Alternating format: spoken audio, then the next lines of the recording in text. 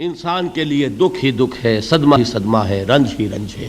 صرف یہ ہے کہ کچھ حساس لوگ ہوتے ہیں وہ صدمے کو زیادہ محسوس کرتے ہیں، کچھ ذرا ان کی حس جو ہے وہ کچھ ڈل ہو جاتی ہے، کند ہو جاتی ہے۔ وہ جو غالب کا شعر میں نے آپ کو سنایا کہ مشکلیں اتنی پڑی مجھ پر کہ آسان ہو گئی، ورنہ یہ ہے کہ انسان سوچے تو دکھ ہے۔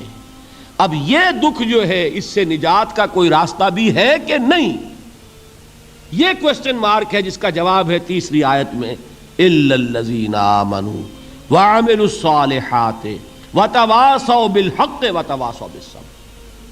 جو ایک نا امیدی کی کیفیت طاری ہوتی ہے، وَالْعَصْرِ إِنَّ الْإِنسَانَ لَفِي خُسْرٍ، زمانے کی قسم ہے تمام انسان برباد ہونے والے ہیں، تباہی میں ہیں، گھاٹے میں ہیں، ٹوٹے میں ہیں۔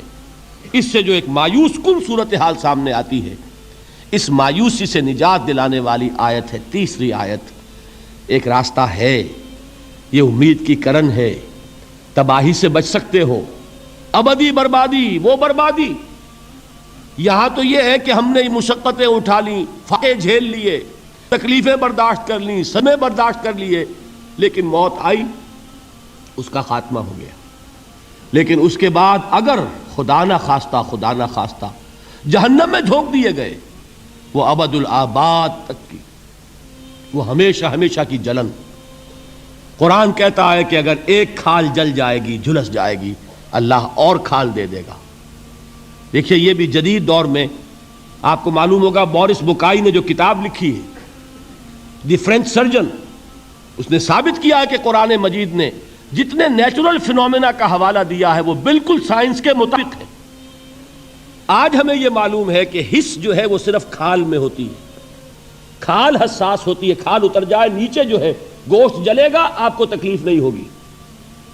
معلوم قرآن نے کہا ہے کہ جب کھالیں ان کی جھلس جائیں گی ہم نئی کھال دے دیں گے، تاکہ وہ سوزش جو ہے، وہ جلن کا احساس برقرار رہے، وہ ختم ہونے نہ پائے۔ حالانکہ اس کی ضرورت نہیں ہے، اگر اندر کا گوشت بھی حس والا ہوتا تو پھر کھال دوبارہ عطا کرنے کی ضرورت نہیں ہے، گوشت جلے گا، اس سے بھی جلن کا اور سوزش کا احساس ہو جائے گا۔